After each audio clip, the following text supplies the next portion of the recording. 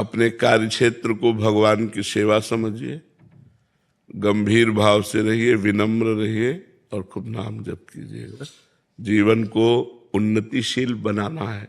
जब तक भगवान न मिल जाए तब तक हमारी यात्रा रुकनी नहीं है। लौकिक पारलौकिक सब क्षेत्रों को पार करते हुए एक बार ठाकुर जी के देखें, जिसके हम असली में हैं, एक बार भरनेत्र उसको तो भी देखें। अनंत जन्म व्यतीत हो गए इसी माया में भ्रमित होते हुए, न जाने किस किस को अपना बनाया, सब छूटते गए। एक बार जो अपना है उसको तो देखें, जो एक बार अपना असली पिता है, जिसने मुझे प्रकट किया, जिसने मुझे बनाया है, एक बार उसको देखें। एक बार लालसा होनी चाहिए। सुनते हैं बड़े सुंदर हैं यार, एक बार तो देखना चाहिए ना, बड़े सुंदर हैं, देखने योग्य हैं, अपने हैं, प्यारे हैं। तो एक बार ये लक्ष्य बना लेना चाहिए कि आप चाहे जिस जन्म में मिलो, ये आपके ऊपर छूट है, लेकिन प्यारे अब मैं आपसे मिलना चाहता हूँ। आपने सब सुख देख दिए, दिखा दिए, अब हम मुझे नहीं चाहिए, अब मुझे आप चाहिए। और अगर आप चाहिए तो सारे सुख आपके चरणों में अपने आप आ जाएंगे। और आपसे विमुख होने पर, देखो हनुमान जी महाराज रावण से बोले कि तेरे पास सब कुछ है लेकिन विवेक नहीं। जिनके द्वारा तुझे सब कुछ मिला है उन्हीं की पत्नी का अपहरण करके तू सुख चाहता है। तो शंकर सहस विष्णु आज तो ही सकहि न राख राम कर द्रोही। हजारों शंकर हजारों विष्णु मिल जाएं तो भी तुझे भगवान राम से द्रोह करने के कारण तेरी रक्षा नहीं कर पाएंगे। और अंततो गत्वा बंदर उसकी खोपड़ी पे पैर मारते हैं। ये हाल देखकर मंदोदरी कहती है कि राम विमुख अस हाल तुम्हारा, रहा न को कुल रोवन यारा। आज जिस समय तू चलता था मैंने देखा है, दिशाओं के दिग्गज कांपते थे। आज वही रावण तेरी खोपड़ियों को बंदर लात मार रहे हैं। ये हालत भगवान से विमुख होने के कारण हुई। तो हम उन भगवान के सन्मुख हो, उन भगवान को प्राप्त करें तो मनुष्य जीवन की सफलता है। खूब आनंद पूर्वक रहो, मस्त रहो, भगवान के आश्रित रहो।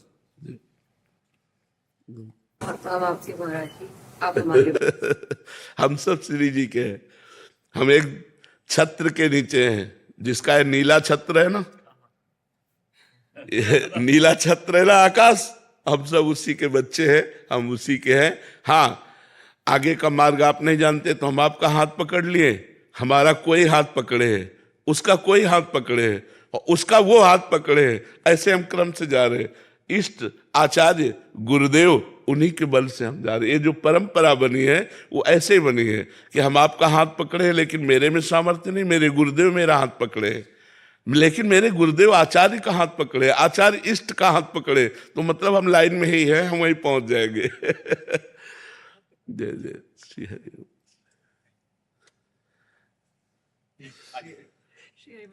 श्री हरि, खूब जाओ, मस्त रहो। अलका श्रीवास्तव जी।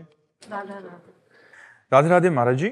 महाराज जी, योग क्षेम मतलब जीवन यापन से जुड़े खर्च की चिंता बनी रहती है, इससे ऊपर उठने के लिए महाराज जी क्या करें?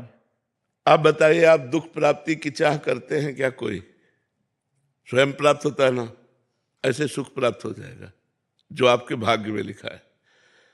सुख और दुख के लिए आपको प्रयास नहीं करना, आपको प्रयास करना है सुख और दुख से परे परमानंद की प्राप्ति के लिए, भगवान की प्राप्ति के लिए। यदि आप भगवान की प्राप्ति के लिए प्रयास करते हैं तो आपको योग क्षेम की चिंता नहीं करनी पड़ेगी, क्योंकि स्वयं ठाकुर जी कह रहे हैं अनन्यश्चिन्तयन्तो माम ये जनाः पर्युपासते तेषां नित्याभियुक्ता नाम योगक्षेमं वहाम्यहम्। जो मेरा अनन्य चिंतन करता है उसके योग और क्षेम का वाहन मैं स्वयं करता हूं। योग का तात्पर्य होता है प्राप्त जो है और अभी जो नहीं प्राप्त है, नहीं प्राप्ति की प्राप्ति कराने का नाम योग है, और जो प्राप्त है उसकी रक्षा करने का नाम क्षेम है। जो नहीं प्राप्त है वो स्वयं ठाकुर जी प्राप्त कराएंगे, और जो प्राप्त है उसकी रक्षा स्वयं ठाकुर जी करेंगे। वो देख रहा है योगक्षेमं वहाम्यहम्, वो ऐसे थोड़ी बोल रहा है, वो सच्चिदानंद है, वो सत्य नारायण है, वो जो बोलता है वो करता है। उन्होंने कहा योगक्षेमं वहाम्यहम्, मेरा सिर्फ कार्य है उसका आश्रय लेकर चिंतन करना और उसका कार्य है व्यवस्था करना। हम जब उसकी शरण में हैं तो उसकी व्यवस्था अपने आप होगी। आप चाहे गृहस्थ हो चाहे विरक्त हो, सबकी वो व्यवस्था करता है। हम आपको कैसे बताएं, वो इतना आगे से आगे देता रहता है। आपको क्यों नहीं मिलता? क्योंकि आप अहंकार से अपना पोषण कर रहे हैं, भगवान से नहीं। मैंने ये किया, मैं ये करूंगा। अहंकार विमूढ़ात्मा करता हमित मन्यते, तो उतना ही मिलेगा जितना आप कर रहे हो। अगर ऐसे हो गए, एक होता है गोदनामा और एक होता है निजी कमाई। जो भक्त होता है वो गोदनामे में होता है। हमारा विश्वास, हमारा आत्मनिर्भर भाव, हमारी आत्मा भगवान है, उन पर निर्भर भाव, तो कहते योगक्षेमम वहाम्यहम्। हम एक गृहस्थ की बात बताते हैं। हम रोटी मांगने जाया करते थे, तो उनको देखते तो पूजा में ही लगे रहते। बिहारी जी के तीनों काल के दर्शन, यमुना स्नान, वृंदावन की प्रदक्षिणा और नाम जब भक्ति में रत रहते। उनकी बेटी सयानी हुई, कोई अर्थ की व्यवस्था नहीं कि आपकी बेटी सयानी हो रही है और ब्याह करना है और आप रात दिन पूजा में ही केवल लगे रहते। आपकी आय कोई है नहीं। जो रेलवे में तो उससे जो उनको मिलता था पेंशन, उसी से उनका चलता था। वो बिल्कुल बिल्कुल विरक्त संत जैसे गृहस्थी में। तो उनका बाबा, हम बिहारी जी की वो बात देखते हैं जो उन्होंने कहा योगक्षेमम वहाम्यहम्। मैं पूर्ण भरोसे पे हूं, जिस तारीख को जिस समय होना होगा वैसा होगा। एक परमहंस जी थे, अभी उनका शरीर पूरा हुआ, बड़े ब्रज के गुप्त परमहंस थे, उनको कोई जानता नहीं था। वो एक इंजीनियर को गुड़गांव से लेकर के आए बिहारी जी के दर्शन कराने।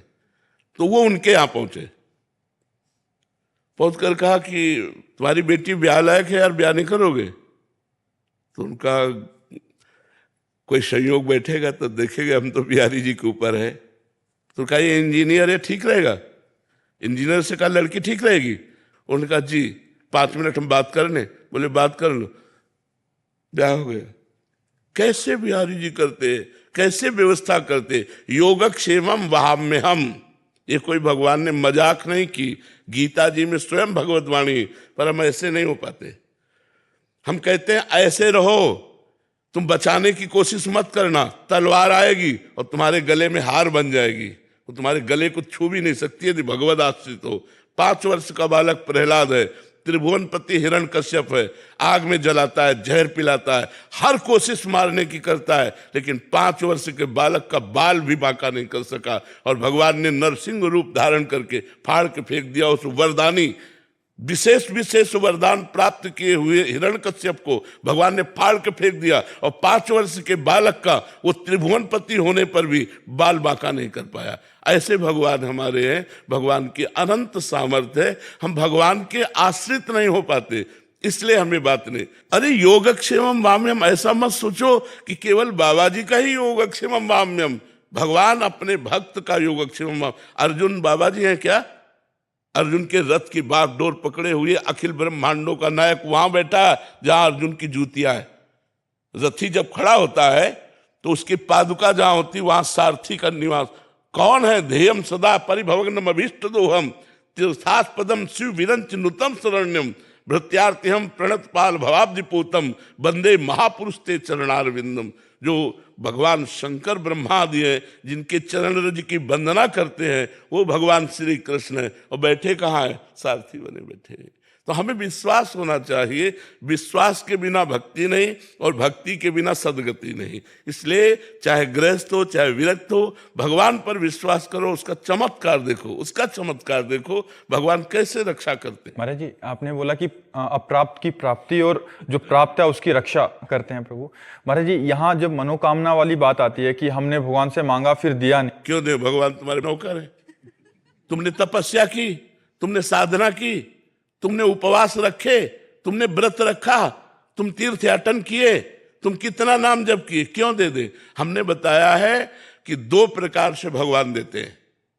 एक तो होता है अपनापन, जैसे ये हम दुनिया जो है हमारे भगवान की एक दुकान है, मेरे मालिक की दुकान में है सबका जीवन खाता। अब इस दुकान पर जब हम जाते हैं और हम कहें जरा सोने का हार दिखाइए, लीजिए, पैसा आपको देना पड़ेगा। अच्छा, घर का आदमी गया और उसने कहा ये हार तो हमें बहुत पसंद है, ले लीजिए, उससे पैसा मांगेगा क्या?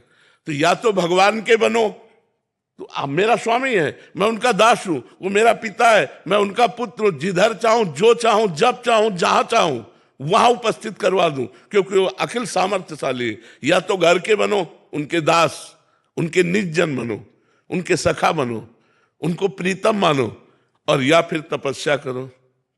तपस्या करो और फिर भगवान से चाहो तो, जैसे श्री ब्रह्मा जी ने कर्दम जी को आदेश किया, जाओ गृहस्थ धर्म स्वीकार करके संतति उत्पन्न करो।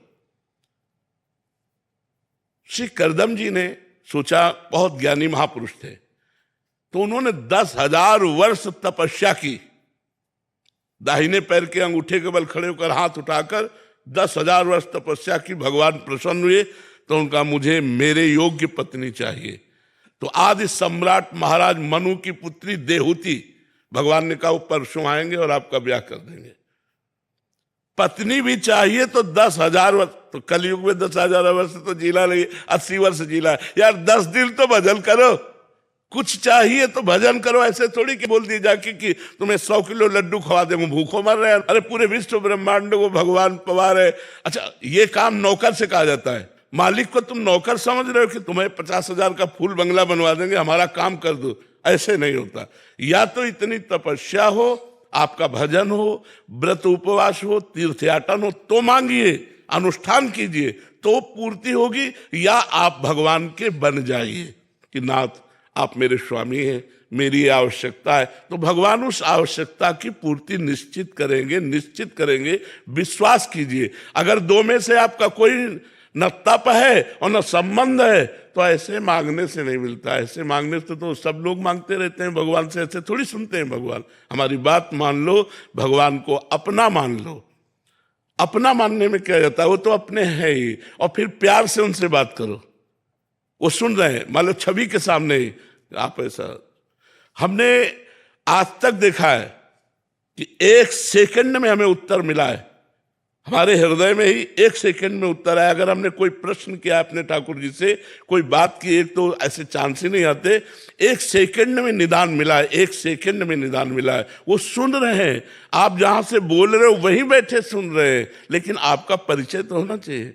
आपने परिचय तो संसार में किया, भगवान से परिचय किया नहीं। भगवान को केवल एक माना अपनी वासनाओं की पूर्ति का क्षेत्र। सो ऐसा नहीं है, वो भगवान है, बहुत चतुर है, बहुत खिलाड़ी है, ऐसे हाथ में आने वाले नहीं है।